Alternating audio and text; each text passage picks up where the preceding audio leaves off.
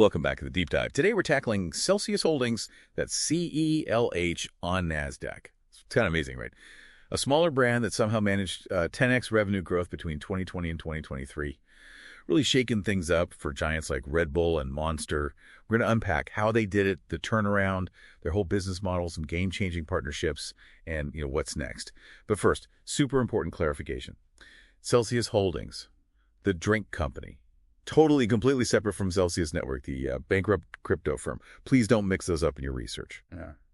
So, okay, how does a company go from basically dead in the water to this massive disruptor? It really is a phoenix story, like you said. Founded back in 2004, the whole idea was this calorie-burning drink. But they struggled big time. By 2012, their market cap, the total value, right, was down to just $5 million. Wow, $5 million. That's, barely anything. Exactly. They got delisted from the major exchanges. Most people just wrote them off as a dead brand. So what happened? What was the turning point? 2012. John Fieldly arrived. He's the CEO now. And the key move, a massive pivot in branding. They shifted away from that narrow, sort of clinical, fat-burning claim. Which maybe felt a bit limited or maybe even dated. Right. And they moved towards this broader, more aspirational, live-fit lifestyle brand. It wasn't just about losing weight anymore. It was about, an active, healthy identity. Selling a lifestyle, not just a function. Did that connect? It really did, especially with fitness communities. That narrative shift worked so well, they actually managed to relist on NASDAQ in 2017. Incredible. And then Fieldly takes over as CEO in 2018, and things just explode. Pretty much. Hyper-growth phase. Revenue went from about $36 million in 2018 to $1.3 billion in 2023. Just staggering. And two things really poured fuel on that fire. Okay, what were they? First, August 2022. The PepsiCo partnership.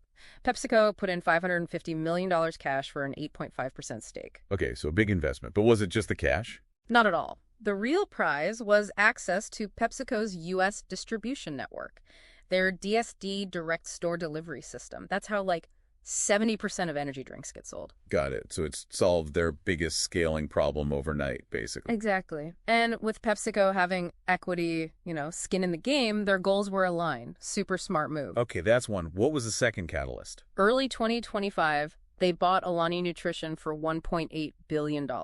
Buying a competitor. Sounds like a power play. It was. Consolidated their market share, plus Alani Nu had this strong appeal, especially with female consumers, which complemented Celsius's base. So, under the hood, how does Celsius actually operate? What makes their model work? The core promise is healthy, functional energy.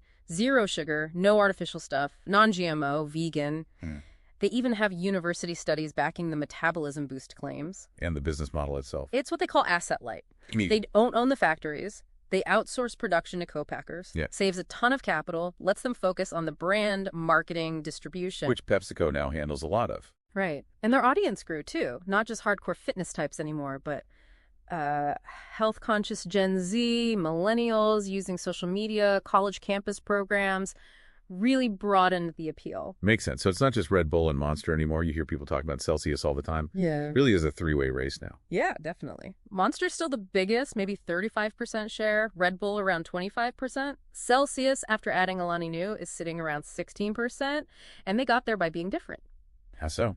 The whole energy drink market's growing. Right. Yeah. Expected over $100 billion by 2030. But the growth, it's coming from health and wellness trends. Low sugar, zero sugar, clean labels. That's driving 86% of the category growth. And Celsius was perfectly positioned for that wave. Exactly. They counter-positioned against the traditional, maybe more extreme images of Red Bull and Monster. Their moat, their advantage, is that authentic, live-fit brand, kind of gender-neutral, aspirational, combined with PepsiCo's distribution muscle. Okay, but let's talk about the blip. Early 2025, revenue slowed. Some investors got nervous. What actually happened there? Was demand dropping? That's the key point. It seems it wasn't consumer demand collapsing. What the data showed, like retail scanner data tracking actual purchases, was still positive. So what caused the slowdown then? It looked like an inventory correction by PepsiCo. Basically, PepsiCo adjusted the amount of stock they were holding.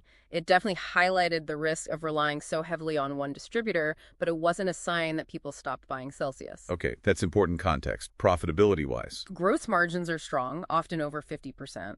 But operating and net margins can bounce around a bit because they reinvest so heavily in marketing and growth. So looking ahead, where does the growth come from now? 3 main areas, it looks like. 1, fully integrating Alani Nu and pushing its growth through that PepsiCo network. Makes sense. Leverage the acquisition. 2, a big international push. UK, Ireland, France, Australia, New Zealand. Again, leveraging PepsiCo's global reach. Going global. Ambitious. And 3, just continued innovation. New product lines like Celsius Hydration, fighting for more shelf space in those coolers. Analysts seem mostly positive, like a moderate buy, but they do point out the high valuation and the risks involved. Yeah, the execution risk is definitely there. Integrating Alani Nu while also expanding globally at the same time, that's complex. And the biggest single risk factor? Still that reliance on PepsiCo. Primarily, yes. The distributor and geographic concentration in North America is still the vast majority of their business. That inventory correction was a taste of that risk. The mitigation is PepsiCo's own investment. They want Celsius to succeed and, of course, diversifying internationally over time, plus, just intense competition. So wrapping this up, what's your main takeaway on Celsius? For me, it's just a fascinating story of turnaround and disruption.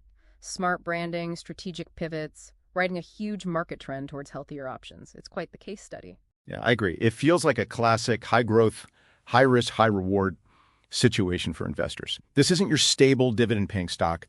It's a bet on whether they can keep disrupting and execute this really complex global strategy.